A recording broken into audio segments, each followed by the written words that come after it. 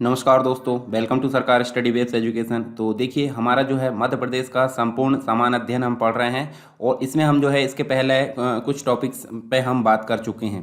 ठीक है, जैसे कि मध्य प्रदेश का जो परिचय है उसके बारे में हम बात कर चुके हैं और हमारा जो है किस पैटर्न में चल रहा है यहाँ पे आपको देखने को मिलेगा ओवरव्यू किसी भी टॉपिक का और साथ में उससे बनने वाले क्वेश्चन जो कि प्रीवियस ईयर में आए हुए और कुछ संभावित क्वेश्चन आपको देखने को मिलेंगे। ठीक है, तो अगला टॉपिक हम बात करेंगे मध्य प्रदेश के बारे में। चलिए, अब हम जो है मृदा के बारे में पढ़ते हैं। मृदा यानी कि मध्य प्रदेश की मृदाओं के बारे में हम जो है यहाँ पे कंप्लीट रूप से पढ़ेंगे। तो सबसे पहले जान लेते हैं मृदा होती क्या है। मृदा को इंग्लिश में बोला जाता है सॉइल।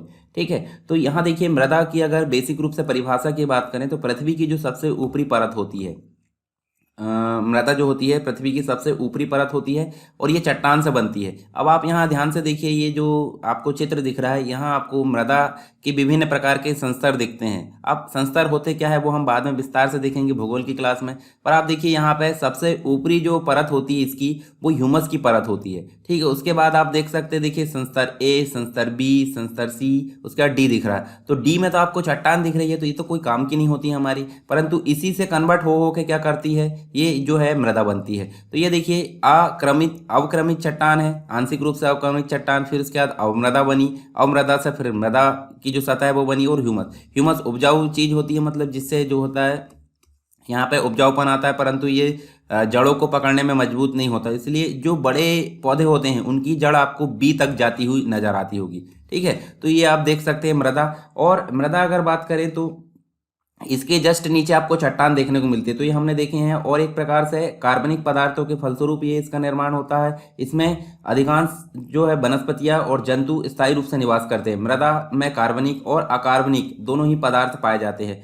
अतः मृदा जो है केवल खनिज कणों का ही एक समूह नहीं है, इसका अपना जो है जैवीय वातावरण भी होता है। मृदा की जगह जटिल मृदा कहलाती है। ठीक है, अब ये मृदा के बारे में हमने देख लिए। अब बात करते हैं यहाँ पे मध्य प्रदेश में जो मृदा होती है उसके बारे में। तो देखिए, अगर बात करें मृदा की तो धरातल की ऊपरी परत जो पेड़ पौधों के उगने और उसके बड़े होने और जीवाश्म तथा खनिजांश प्रदान करती है वो मृदा या मिट्टी कहलाती है। मध्य प्रदेश में मुख्य रूप से मृदा को 5 भागों में बांटा गया है। कुछ थोड़ी सी जो मृदा है वो आपको यहाँ पे देखने को, देखिए एक तो होती है काली मिट्टी, जो कि देखिए आपको इतने भाग में यहाँ पे देखने को मिलती है। यहाँ पे कंप्लीट रूप से देखिए सबसे बड़ा भाग आपको मध्य प्रदेश में काली मिट्टी का ही मिलेगा। ये देखिए यहाँ से इतना भाग। उसके बाद बोला जाए लाल और पीली मिट्टी, तो लाल पीली मिट्टी आपको देखिए बघेलखंड यानी कि पूर्वी क्षेत्र में देखने को मिलेगी, मध्य प्रदेश के पूर्वी क्षेत्र में। उसके बाद आप देखें तो जलोढ़ मिट्टी आपको देखने को मिलेगी। ये देखिए यहाँ पे, ये आप देख सकते हैं। ठीक है, ये देखिए जरोड़ और कछारी मिट्टी जिसे बोला जाता है, दोनों ही प्रकार वहाँ पे आपको देखने को मिलेगा, कछारी मिट्टी भी। उसके बाद मिश्रित मिट्टी आपको हर जगह देखिए, यहाँ पे आपको बुंदेलखंड वाले जो क्षेत्र है और थोड़ा सा आपको रीवा पन्ना के पठार वाले क्षेत्र में मिश्रित मिट्टी देखने को मिलेगी। थोड़ी सी भाग में आपको लेटेराइट मिट्टी देखने को मिलती है, तो ये गिनी नहीं जाती, परंतु टोटल 5 प्रकार की मिट्टी मध्य प्रदेश में पाई जाती है। तो हम थोड़ी थोड़ी जानकारी देख लेते हैं सबके बारे में। ठीक है, तो यहाँ देखिए मिट्टी जो काली मिट्टी होती है, काली मिट्टी काफ़ी इंपॉर्टेंट होती है, जिसे जो है रेगुर मिट्टी भी बोला जाता है। एक प्रकार की गहरे रंग की दोमट मिट्टी है। और चीका एवं बालू इसके जो दो प्रधान अवयव होते हैं। सफ़ेद चीका युक्त यह मिट्टी जो है बहुत बारीक कण वाली चूना, मैग्नीशियम एवं कार्बोनेट्स के अंश वाली मिट्टी होती है। इसमें लोहे, चूने एवं एल्यूमिनियम की अधिकता एवं फास्फेट, नाइट्रोजन एवं जो जैव पदार्थ है उसकी कमी यहाँ पे देखने को मिलती है। लोहे और चूने की अधिक मात्रा होने से इसका रंग क्या हो जाता है, काला पड़ जाता है। और काली मिट्टी आप देख सकते हैं, जो लावा निकलता है एक प्रकार से ज्वालामुखी से, तो वो क्या होता है, मतलब एक प्रकार से आप देखें तो बेसाल्ट का निर्माण होता है, मतलब लावा के निकलने से बेसाल्ट चट्टान, तो बेसाल्ट से इसका जो है निर्माण होता है धीरे धीरे, मतलब बहुत कई दिनों में होता है। एक सिंपल प्रक्रिया है परंतु कई साल लग जाते हैं इसके निर्माण होने में। ठीक है, और यहाँ पे देखिए पानी पड़ने पर ये मिट्टी चिपकती है, काफ़ी दरारें पड़ जाती है अगर पानी की कमी पाई जाती है। मध्य प्रदेश में है मिट्टी अब अगर बात करें तो यहाँ आप देख सकते हैं, देखिए कौन कौन से क्षेत्र में पाई जाती है। तो देखिए जो बुंदेलखंड है, बुंदेलखंड के निचले भाग में आपको साधारण काली मिट्टी के भी 3 प्रकार होते हैं, तो साधारण काली मिट्टी यहाँ देखने को मिलती है। उसके बाद आप देखिए ये वाला जो भाग है विंध्याचल वाला भाग और नर्मदा वाला भाग, यहाँ गहरी काली मिट्टी देखने को मिलती है। और नीचे सतपुड़ा वाले भाग में आपको छिछली काली मिट्टी देखने को मिलती है। 3 प्रकार की काली मिट्टी यहाँ पे देखने को मिलती है। ठीक है, इसके बाद हम बात करें यहाँ पे किसकी, लाल और पीली मिट्टी की। तो लाल और पीली मिट्टी आपको यहाँ पे देखने को मिलेगी, कहाँ पे, ये वाले भाग में, मतलब पूर्वी भाग में। तो लाल और जो पीली मिट्टी, लाल रंग इसका किस लिए होता है, ये फेरिक ऑक्साइड में के जो है जल योजन से होता है, यानी कि लाल रंग लोहे के कणों के ऑक्सीकरण के कारण इसका रंग जो है लाल रंग हो जाता है। अधिकतर यह जो है हल्की बलुई मिट्टी होती है, किंतु कहीं कहीं पर भारी और चिकनी दोमट मिट्टी के प्रदेश में मतलब जो है प्रदेश में ये मिलती भी है। इस मिट्टी में उर्वरता काफ़ी कम होती है, मतलब काली मिट्टी की अपेक्षा इसमें जो है उर्वरता काफ़ी कम होती है, क्योंकि उर्वरता हेतु आवश्यक ह्यूमस नाइट्रोजन तत्वों की इसमें कमी मिलती है। निक्षालन के कारण जो उर्वरता बढ़ाने वाले जो मतलब जो है जो भी पदार्थ होते हैं वो नीचे चले जाते हैं। कृषि की संभावना इसमें कम होती है, ठीक है। इसके अलावा चूने की मात्रा अपेक्षाकृत कम है और इसमें धान की फसल अधिक बोई जाती है, ठीक। इसके बाद हम बात करते हैं जलोढ़ मिट्टी की। जलोढ़ मिट्टी आप देख सकते हैं ऊपरी भाग में आपको, जहां नदियों द्वारा पानी बहाकर लाया जाता है, जल के द्वारा उड़ाई गई मिट्टी को जलोढ़ मिट्टी बोला जाता है। यानी कि चंबल नदी यहाँ से है और यमुना नदी का बहाव क्षेत्र देखने को मिलता है, तो ऊपरी भाग में आपको जलोढ़ मिट्टी देखने को मिलती है, जो कि नदियों द्वारा बहा कर लाएगा अवसाद के कारण इसका निर्माण होता है, काफ़ी उपजाऊ होती है। और मध्य प्रदेश के उत्तरी पश्चिमी भागों में जैसे मुरैना, भिंड, ग्वालियर और शिवपुरी जिलों में ये मिट्टी पाई जाती है। बुंदेलखंड नीस तथा चंबल द्वारा निक्षेपित जो पदार्थ है उससे निर्मित होती है। यह मिट्टी गंगा घाटी के इस सीमांत प्रदेश में 30 लाख एकड़ भूमि पर जो है फैली हुई है। नाइट्रोजन, जैव तत्व एवं फास्फोरस की कमी होने के कारण वनस्पति भी कम पाई जाती है। इस मिट्टी की सतह बलुई दोमट व चिकनी दोमट तथा निचली सतह में अपेक्षाकृत महीन कणों का पदार्थ यहाँ पे पाया जाता है। भिंड तथा मुरैना जिलों में मिट्टी का रंग पीलापन के लिए यहाँ पे ये भूरा हो जाता है, जिससे बीच बीच में राख का रंग भी निकलता है। इसके अलावा जलोढ़ मिट्टी में बालू, सिल्क तथा मृतिका का अंश पाया जाता है और बालू की अधिकता के कारण इस मिट्टी में जो है अपरदन अपेक्षाकृत कम होता है, ठीक है। इसके बाद यहीं पे आपको कछारी मिट्टी देखने को मिलती है। तो जो नदियों द्वारा अपवाह क्षेत्र में बिछाई गई जो मिट्टी होती है वो कछारी मिट्टी कहलाती है। गेहूं, गन्ना, कपास आदि फसलों के लिए काफ़ी उपयोगी होती है। भिंड, मुरैना, ग्वालियर, चंबल वाले जो क्षेत्र है उसमें आपको ये देखने को मिलेगी, ठीक है। इसके अलावा मिश्रित मिट्टी की अगर बात करें तो मिश्रित मिट्टी आपको ये वाले भाग में देखने को मिलती है। तो मिश्रित मिट्टी जो है विंध्य प्रदेश में एवं मध्य प्रदेश के अनेक क्षेत्र में लाल, पीली एवं काली मिट्टी जो है मिश्रित रूप में पाई जाती है। फास्फेट, नाइट्रोजन एवं कार्बनिक पदार्थों की कमी वाली, कम उपजाऊ होती है, इसलिए इस प्रकार की मिट्टी में मुख्यतः मोटे अनाज का उत्पादन किया जाता है। आखिरी में देखते हैं, देखिए एक छोटा सा भाग में लेटराइट मिट्टी, बालाघाट वाले निचले बालाघाट क्षेत्र में। तो लेटराइट मृदा जो है, लेटराइट मिट्टी का निर्माण ऐसे भागों से होता है जहां शुष्क तथा मौसम बारी बारी से होता रहता है, ठीक है। यह लेटराइट चट्टानों की टूट फूट से बनती है। यह इसकी बात करें तो ये मिट्टी जो है चौरस उच्च भूमियों पर मिलती है और इस मिट्टी में लोहा, एल्यूमिनियम और चूना जो है अधिक होता है। गहरी लेटराइट मिट्टी में लोहा ऑक्साइड और पोटास की मात्रा अधिक होती है। तो आप यहाँ पे देख सकते हैं सभी मिट्टियों के बारे में हमने थोड़ा सा ओवरव्यू देखे हैं। इसके बाद हम देख लेते हैं मृदा अपरदन के बारे में। अपरदन ऐसी क्रिया है जो कि भौतिक भी होती है और रासायनिक भी होती है। अपरदन मतलब होता है भौतिक रूप से या रासायनिक रूप से जो मिट्टी है वो क्या होती है, बह बह कर जो है दूसरी जगह चली जाती है और दूसरी जगह जाकर वो फैल जाती है, उसको निक्षेपण बोलते हैं। तो एक स्थान से दूसरे स्थान पर चले जाना उसको अपरदन बोला जाता है। तो अपरदन अलग अलग प्रकार से हो सकता है। मृदा अपरदन प्राकृतिक रूप से घटित होने वाली एक जो है भौतिक क्रिया है और मुख्य रूप से जल एवं वायु जैसे प्राकृतिक भौतिक बलों द्वारा जो है भूमि की जो ऊपरी मृदा है उसके कणों को अलग कर बाहर ले जाने की क्रिया को अपरदन बोलेंगे। तो अपरदन क्या है, मिट्टी का एक स्थान से दूसरे स्थान पर जाना किसी भी क्रिया के द्वारा, जल एवं वायु की क्रिया के द्वारा। तो प्रकार कौन कौन से हो सकते हैं, एक प्रकार से जल के द्वारा अपरदन किया जा सकता है और एक पवन के द्वारा, यानी कि जल के द्वारा बहाकर ले जा सकता है और पवन के द्वारा उड़ा कर ले जाया जा सकता है। कारक कौन कौन से हो सकते हैं, तो यहाँ देखिए वर्षा का जल हो सकता है कारक, उसके बाद वर्षा कितनी तीव्रता से हो रही वो कारक हो सकता है, तापमान हो सकता है, ठीक है। इसके अलावा कृषि की पद्धतियाँ, मानव कारक भी हो सकते हैं, उत्खनन, अत्यधिक चराई, यानी कि चारा वहाँ समाप्त कर दिया जाएगा तो मिट्टी जो है पकड़ छूट जाएगी। वनों का क्षरण, वनों की कटाई हो जाएगी तो मिट्टी एक प्रकार से पेड़ जो है पकड़ कर रखते हैं मिट्टी को, तो वो भी यहाँ पे इसका कारण हो सकता है और ज़्यादा यंत्रीकरण। तो ये सारी चीज़ हो सकती है कारक मृदा अपरदन के। साथ ही कारण क्या हो सकते हैं, तो कारक के अंतर्गत ही कारण हम देख सकते हैं जैसे वृक्षों की अविवेकपूर्ण कटाई हो सकती है, वनस्पति आवरण में कमी, वनों में आग लगना, त्रुटिपूर्ण फसल चक्र बना यहाँ पे अपनाना, और बहुत सारी बंजर जमीन खाली पड़ी है तो उसके कारण भी। और इसके अलावा अपरदन को तेज करने वाली फसलों को उगाना, ये भी हो सकता है, ठीक है। इसके अलावा ढलान की दिशा में कृषि कार्य, सारी चीज़ें यहाँ पे हो सकती है। अब रोके कैसे, तो ये भी बात आती है कि जब सारी चीज़ हमने जान ली है तो रोके कैसे। तो देखिए, जब वन कटाई होगी तो वनों को लगाने से क्या होगा, वनों की अधिक से अधिक रक्षा की जाए और वनों को लगाने से क्या होगा, इसको रोका जा सकता है।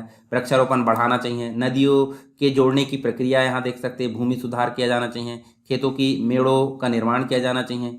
इसके अलावा फसल चक्र को, मतलब जिस फसल का मतलब फसल चक्र अपनाना चाहिए और ऐसी फसल बोना चाहिए जिससे कि मृदा अपरदन को रोका जा सके। ठीक है, कृषि वानिकी को भी बढ़ावा देना चाहिए। तो ये सारी चीज़ हमको मृदा अपरदन के अंतर्गत देखने को मिलती है। अब मध्य प्रदेश में मृदा अपरदन की समस्या की अगर बात करें तो ये सबसे ज़्यादा हमको ऊपरी क्षेत्र में देखने को मिलती है। तो देखिए, यहाँ पे ये काफ़ी जटिल समस्या है, क्योंकि इसके कारण मिट्टी की सतह जो है, मिट्टी के विहीन कण कण जो भी है, छोटे छोटे कण, उसको बहाकर दूसरी जगह ले जा लेती है। उर्वरता काफ़ी कम हो जाती है। मानसूनी वर्षा मृदा अपरदन का एक मुख्य कारण है। ग्रीष्म ऋतु के बाद मिट्टी सूखकर भुरभुरी हो जाती है, तो वो अपने साथ बहाकर ले जा लेती है और तेजी से बहता हुआ जल जो है भूमि पर जो है कटाव करता है। इसके अलावा चंबल की जो घाटी है, भूमि क्षरण मध्य प्रदेश की ही नहीं बल्कि देश की गंभीर समस्या है। और चंबल ऊपर वाले जो क्षेत्र में है, ये मृदा अपरदन के लिए काफ़ी जो होती है, मतलब इसके कारण ही मृदा अपरदन होता है। बीहड़ा को निर्माण और बहुत सारी गली अपरदन वहाँ देखने को मिलता है हमको। साथ ही अगर बात करें हम कुछ इंपॉर्टेंट चीज़, जैसे हमने काली मिट्टी की बात की है, तो काली मिट्टी सर्वाधिक भाग में मध्य प्रदेश के उपस्थित है। तो आप देख सकते, देखिए बहुत सारे, मतलब देखिए काली मिट्टी 3 प्रकार की होती है, साधारण काली मिट्टी, गहरी काली मिट्टी और छिछली। तो 3 प्रकार की है ये, परंतु ये मध्य प्रदेश के संपूर्ण भाग के अलावा, मतलब एक प्रकार से टोटल भाग में से अधिकतर भाग में काली मिट्टी आपको देखने को मिलती है। और सर्वाधिक क्षेत्र है, देखिए काली मिट्टी का सर्वाधिक क्षेत्र जो है महाराष्ट्र में है और दूसरे क्रम में मध्य प्रदेश में देखने को मिलता है। महाराष्ट्र में इसलिए क्योंकि वहाँ पे देखिए लावा, ज्वालामुखी या जो भी चट्टानों के टकराने से जो लावा निकला था, लावा निकलने के पश्चात जो काला, मतलब काली मिट्टी लावा से ही निर्मित होती है। तो मध्य प्रदेश के बाद महाराष्ट्र में, महाराष्ट्र के बाद मध्य प्रदेश में सबसे अधिक मात्रा में देखने को मिलती है और ये कपास के लिए काफ़ी लाभदायक होती है। ठीक है, लाल पीली मिट्टी वाला क्षेत्र राज्य जो है धान क्षेत्र कहलाता है। इसके अलावा लाल पीली मिट्टी, नाइट्रोजन और ह्यूमस की उपस्थिति यहाँ पर देखने को मिलती है। सर्वाधिक उपजाऊ जो मिट्टी है वो जलोढ़ मिट्टी है, ऊपर वाला क्षेत्र आप देख सकते हैं। इसके अलावा हम जलोढ़ मिट्टी की प्रकृति उदासीन से क्षारीय है एक प्रकार से, और जलोढ़ मिट्टी वाला जो क्षेत्र है राज्य का मुख्य सरसों उत्पादक क्षेत्र है। लेटराइट मिट्टी क्षेत्र राज्य मुख्य मसाला उत्पादक क्षेत्र कहलाता है, क्योंकि भारत की अगर बात करें तो यहाँ किनारे में आपको लेटराइट मिट्टी देखने को मिलती है, तो मसाला यहाँ पे काफ़ी अधिक मात्रा में उगता है। तो हमारे मध्य प्रदेश में भी आपको थोड़ी सी जगह ये देखने को मिल सकती है। रीवा पन्ना के पठार, मतलब ये वाला जो क्षेत्र है, रीवा पन्ना के पठार में सबसे अधिक डोरसा मिट्टी यानी मिश्रित मिट्टी पाई जाती है, आप देख सकते हैं यहाँ पे। और मध्य प्रदेश में सबसे अधिक मृदा अपरदन वाला जो जिला है वो मुरैना है, ऊपर वाले क्षेत्र में आप देख सकते हैं। मृदा अपरदन को एक प्रकार से क्या बोला जाता है, रेंगती हुई मृदा बोला जाता है, रेंगती हुई मृदा बोला जाता है या रेंगती हुई मृत्यु बोला जाता है। मध्य प्रदेश सरकार द्वारा कृषि के लिए सॉइल कार्ड मतलब मिट्टी स्वास्थ्य योजना लागू की गई। इसके अलावा मध्य प्रदेश में राज्य स्तरीय मिट्टी परीक्षण संस्थान वाल्मीकि भोपाल में स्थित है। किसानों को समय समय पर विभागीय सलाह हेतु किसान संदेश का प्रकाशन किया जा रहा है और राष्ट्रीय कृषि विकास योजना संपूर्ण मध्य प्रदेश में लागू है। साथ ही हम देखें तो भिंड, श्योपुर, मुरैना, ग्वालियर ये सबसे अधिक मृदा अपरदन के कारण प्रभावित है। इसके अलावा एमपी मंडी वेबसाइट के अनुसार मध्य प्रदेश में मृदा को 7 भागों में बताया गया, जबकि अधिकांशतः हम अगर देखें तो हमको 5 भाग देखने को मिलते हैं। तो 7 भाग नहीं, हमको 5 भाग ही देखना है। अब इसके बाद जो है हम इसके कुछ क्विज को हल कर लेते हैं। क्विज मतलब जो हमारे प्रीवियस ईयर में आए हुए क्विज है और जो संभावित बनने वाले हैं। ठीक है, तो इनको हम हल करेंगे तो हमारे दिमाग में एक जो है कंप्लीट क्लियरिटी यहाँ पे हो जाएगी इस टॉपिक से रिलेटेड। चलिए देख लेते हैं। सबसे पहला क्वेश्चन, मध्य प्रदेश के निम्नलिखित में से किस जिले में मृदा अपरदन यानी मिट्टी कटाव की समस्या है। तो हमने अभी देखे थे सबसे अधिक आपको ऊपरी जो जिला है मुरैना में देखने को मिलती है और चंबल के कारण ये हमको देखने को मिलता है। तो देखिए ये मुरैना आप देख सकते हैं और चंबल नदी आप देखिए इंदौर से निकलती है और यहाँ से निकलकर ये इस किनारे होते हुए यहाँ से उत्तर प्रदेश में जाकर यमुना नदी में मिल जाती है। तो ये वाला भाग सबसे अधिक यहाँ पे प्रभावित है मिट्टी कटाव के लिए। कौन सी मिट्टी कपास की खेती के लिए उपयुक्त है। अभी हमने देखे थे रेगुर मिट्टी यानी काली मिट्टी कपासी मिट्टी कहलाती है, तो काली मिट्टी कपास के लिए और सर्वाधिक मात्रा में जो है मध्य प्रदेश के काली मिट्टी ही पाई जाती है।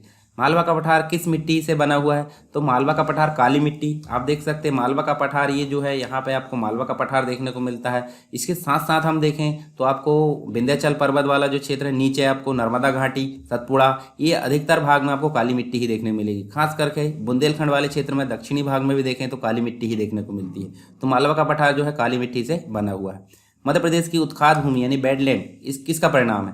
ये गलिया पर्दन का। गलिया पर्दन मतलब अवनलिका पर्दन इसको बोला जाता है, और चंबल नदी के कारण ये जो है बीहड़ों का यहाँ पे निर्माण हो चुका है। ठीक है, ये यहाँ पे आप देख सकते हैं वाले क्षेत्र में। कौन से प्रकार का कटाव जो मध्य प्रदेश की नदियों में से मिट्टी को गहरे नालों का गठन करती है और उसकी ऊपरी परत हटाता है? तो ये जो है नाली कटाव। ठीक है, नाली कटाव इसको बोला जाता है। किन राज्यों में से किसमें काली मिट्टी की प्रचुरता होती है? तो देखिए हम यहाँ देखें तो काली मिट्टी इस वाले क्षेत्र में यानी कि मध्य प्रदेश वाले क्षेत्र में भी देखने को मिलेगा, उसके बाद महाराष्ट्र में भी देखने को मिलेगा, गुजरात में भी थोड़े बहुत भाग में मध्य प्रदेश मतलब जो है काली मिट्टी देखने को मिलेगी। फिर नीचे तो यहाँ देखिए आंध्र प्रदेश नीचे वाला भाग, यहाँ भी काली मिट्टी देखने को मिल रहा है। गुजरात वाले भाग में भी काली मिट्टी, महाराष्ट्र में, महाराष्ट्र ऑप्शन में नहीं है फिर भी है, और यहाँ देखिए मध्य प्रदेश में भी काली मिट्टी। तो ये सभी भागों में काली मिट्टी आपको देखने को मिलेगी। दक्षिणी बुंदेलखंड क्षेत्र में साधारणतः निम्नलिखित में से किस प्रकार की मिट्टी पाई जाती है? तो दक्षिण बुंदेलखंड की अगर बात करें तो अभी हमने देखे थे ये काली मिट्टी पाई जाती है। ऊपरी भाग में तो आप देखें तो ऊपरी भाग में आपको देखिए क्या देखने को मिलेगा, जरूर कछारी मिट्टी देखने को मिलेगी, परंतु निचले भाग में आपको क्या देखने को मिलेगा? काली मिट्टी ही देखने को मिलेगा ये बुंदेलखंड वाले क्षेत्र में।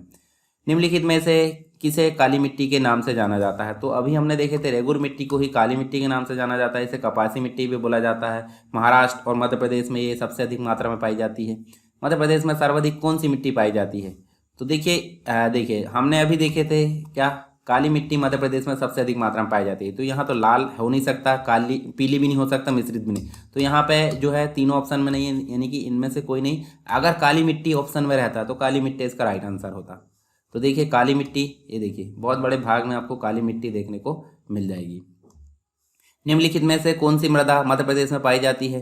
तो देखिए मध्य प्रदेश में लाल मृदा भी पाई जाती है, लाल पीली मृदा, और काली मृदा भी पाई जाती है। तो उपरोक्त दोनों यहाँ पे इसका राइट आंसर होगा। ठीक है, तो लाल पीली मिट्टी ये देख सकते हैं और काली भी आप यहाँ पे देख सकते हैं।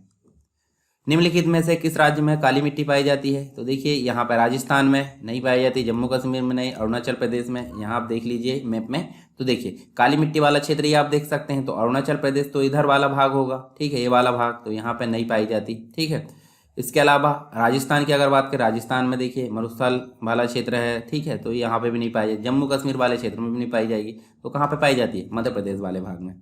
निम्नलिखित में से कौन सी मृदा जो है मध्य प्रदेश में नहीं मिलती है? तो देखिए मध्य प्रदेश में लाल भी मिलती है, काली भी, लेटराइट भी, जबकि शुष्क मृदा यहाँ पे नहीं मिलती है। तो आप यहाँ देख भी सकते हैं मैप में। मध्य प्रदेश में कितने प्रकार की मिट्टी पाई जाती है? तो हमने देखे थे मुख्यतः 5 प्रकार की मिट्टी यहाँ पाई जाती है, और 5 प्रकार की मिट्टी आपको पता होना चाहिए। देखिए पहली तो होती है काली मिट्टी, फिर मिश्रित मिट्टी, आगे पीछे बोल सकते हैं, लाल पीली मिट्टी, ये हो गई 3। उसके बाद जरोड़ मिट्टी और कछारी मिट्टी हो गई 5, और थोड़े से भाग में आपको लेटराइट। बाकी जो 5 भाग है 5 ही भाग रहेंगे। मध्य प्रदेश में सर्वाधिक कौन सी मिट्टी पाई जाती है? फिर क्वेश्चन आ गया, काली मिट्टी पाई जाती है। ठीक है, काली मिट्टी के क्षेत्र में सर्वाधिक क्षेत्र जो है किस मिट्टी का है? तो आप यहाँ मैप में देखिए, तो देखिए 3 प्रकार की मिट्टी होती है, साधारण मिट्टी, गहरी काली मिट्टी, साधारण काली, गहरी काली और छिछली काली। तो देखिए पहले नंबर पर आपको देखने को मिलेगा साधारण काली, दूसरे नंबर पर आप देख सकते हैं कौन सा है, दूसरे नंबर पर छिछली, और तीसरे नंबर पर गहरी काली। तो देखिए पहले नंबर पर साधारण काली, तो इसका राइट आंसर होगा साधारण काली मिट्टी। इसके बाद है काली मिट्टी का प्रकृति कैसी होती है? काली मिट्टी की प्रकृति क्षारीय होती है। ठीक है, ये क्षारीय होती है। मध्य प्रदेश में काली मिट्टी के क्षेत्र का बाहुल्य कहाँ है? तो मध्य प्रदेश में काली मिट्टी का जो बाहुल्य है वो आपको मालवा का पठार में देखने को मिलेगा। ये आप देख सकते हैं मालवा का पठार, देखिए कितने भाग में मालवा का पठार आपको देखने को मिलेगा। लाल पीली मिट्टी का रंग, पीले रंग किसके लिए उत्तरदायी है? मतलब पीले रंग के लिए कौन उत्तरदायी है? तो फेरिक ऑक्साइड के लिए उत्तरदायी, मतलब फेरिक ऑक्साइड के कारण ही लाल पीली मिट्टी जो लाल रंग की देखने को मिलती है, लाल या पीले रंग की। लाल पीली मिट्टी मध्य प्रदेश के किस पठार में पाई जाती है? तो ये बघेलखंड के पठार में, आप देख भी सकते हैं। देखिए बघेलखंड के पठार में लाल पीली मिट्टी पाई जाती है। निम्न में से कौन सी मिट्टी सर्वाधिक उपजाऊ है? तो ये जो है जरोड़ मिट्टी सबसे अधिक उपजाऊ है, और ये ऊपरी भाग में आपको देखने को मिलेगी। नदियों द्वारा बहा गए लाए गए जो अवसाद है बाढ़ के कारण ये निर्मित होती है। निम्नलिखित में से किस मिट्टी की प्रकृति उदासीन होती है? तो ना तो क्षारीय होती है, ठीक है, ना तो अम्लीय होती है। तो ये जो होती है जरोड़, क्षारीय मतलब जो है 7 इसका जो होता है मान होता है। मध्य प्रदेश में मिश्रित मिट्टी का मुख्य क्षेत्र कौन सा है? मध्य प्रदेश में मिश्रित मिट्टी का जो क्षेत्र है वो बुंदेलखंड का क्षेत्र है। बुंदेलखंड का क्षेत्र मतलब इसके थोड़ा नीचे चले तो देखिए बुंदेलखंड क्षेत्र में आपको मिश्रित मिट्टी देखने को मिलेगी। निम्नलिखित में से किन जिलों में लाल तथा पीली मिट्टी पाई जाती है? तो लाल पीली मिट्टी वाला क्षेत्र आप देख लीजिए, देखिए लाल पीली मिट्टी वाला क्षेत्र ये देख सकते हैं। ठीक है, तो इधर आप देखें तो ये कौन कौन से जिले में पाई जाती है, यहाँ से आप देखें तो देखिए बालाघाट वाले क्षेत्र में, मंडला, डिंडोरी, शहडोल, सिंगरौली ये वाले भाग में आपको देखने को मिलेगा, उमरिया वाले में।